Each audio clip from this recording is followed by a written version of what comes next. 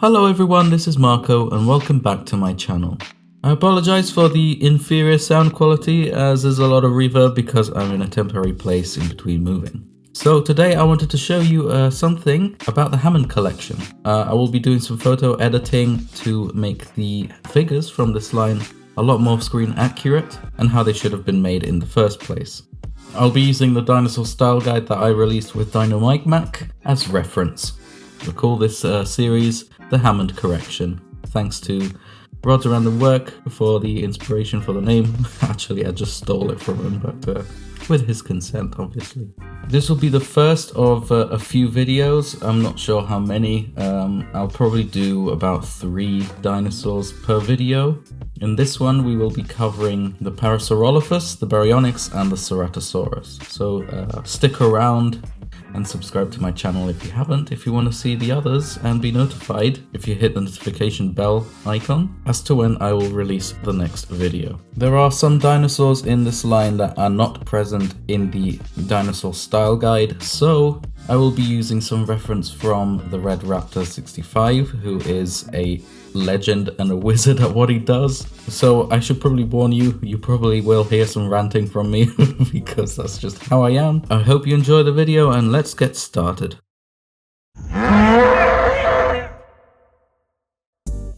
Right, so the Parasaurolophus, it is pretty good. It's got really nice paint apps. This is the style guide for reference, and straight away we can tell that the head might have some issues. Overall, the figure has got pretty solid anatomy, but man, that head really does need some work. Okay, right, so the first obvious thing is the width of the head. It looks like it's been stung by a bee. Look at that, it looks so silly. So this is how it should look like, really. A much skinnier face. And another obvious thing is the jaw articulation. As you can see, the jaw doesn't really articulate that realistically. It almost looks like the tip of the mouth articulates.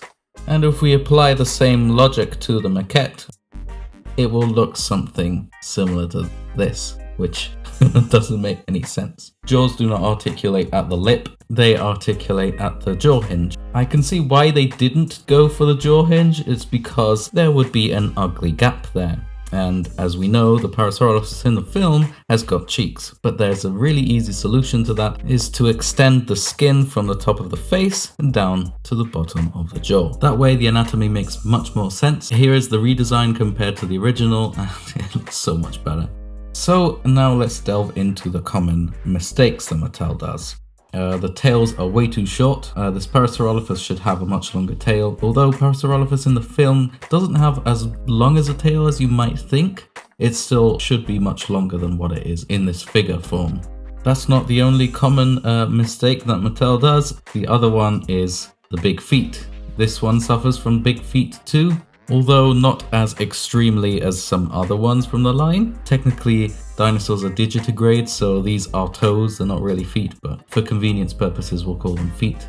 It should be much shorter, and Parasaurolophus doesn't have a dew claw in the film, so they should completely remove that. The fingernails aren't painted. It would be nice to have painted fingernails, as this is a premium quality figure, as advertised by Mattel themselves. Talking about the paint apps, let's continue this belly color all the way down the body to the tip of the tail as well. As it is counter shading, it should appear throughout the whole body, but because Mattel wants to save money, they always stop the belly color before the hip. Now this is the final result, and this is it compared to the original Mattel version.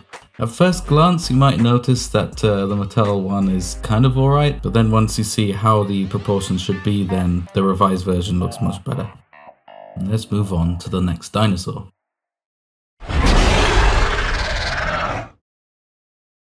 The Baryonyx is my personal favourite. It's probably one of the most appealing ones to me personally, but they seem to have done a good job overall at first glance. Obviously, this still suffers from the same old mistakes that Mattel loves carrying on. That should definitely not be present on a premium line.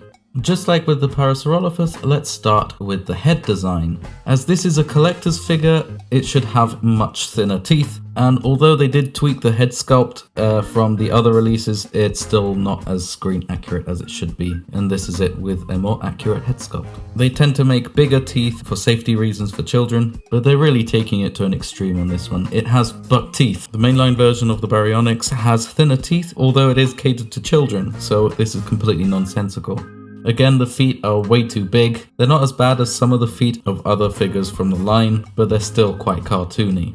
Baryonyx has a dew claw, but Mattel forgot to paint it. Talking about the paint apps, the belly color should continue all the way down the tip of the tail, just like with the Parasaurolophus. Also, the base of the tail is so round, it shouldn't be round, it should be quite flat if you see it from the top. Something I noticed is that the rib cage isn't that well sculpted here. It almost looks like someone scraped a fork over the body, when on the original mainline version of this figure, the ribs look like ribs and they kind of look like they're covered with skin. So this is one of the instances where the mainline sculpt is sometimes superior to this premium collection line's version. So obviously the tail needs to be longer too, and this is the revised version compared to the original Mattel release, but it's just no comparison in my opinion.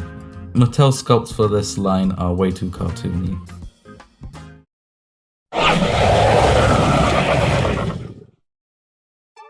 So the Ceratosaurus is a fan favorite. I can see why, but it does have the same issues as always, and we're gonna delve into that in a bit. First thing I want to point out though is that this figure is a little bit less film accurate than the previous release.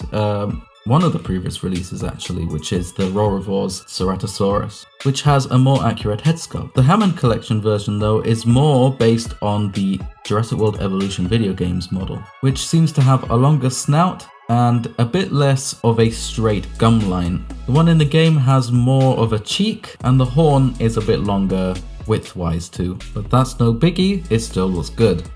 Now, talking about common problems, the teeth are way too thick, way too big. They painted the teeth with a grey and the horn with an off-white, when it should be the other way round. A colour feature that Mattel has completely missed is the stripes on the face. Yeah, the Ceratosaurus has got some white stripes going up the gum line, and it looks really cool. You can probably guess what I'm going to talk about now, and it's the feet. Just like with the Baryonyx, the feet are a bit too big, and they forgot to paint the dew claw. But it's not too bad because they actually painted the fingernails, which is so rare nowadays from Mattel. I found a similar problem with the ribcage like the Baryonyx, but it's got a really deep line where the shoulder blade is. This is the original Rorivore sculpt and it looks much better.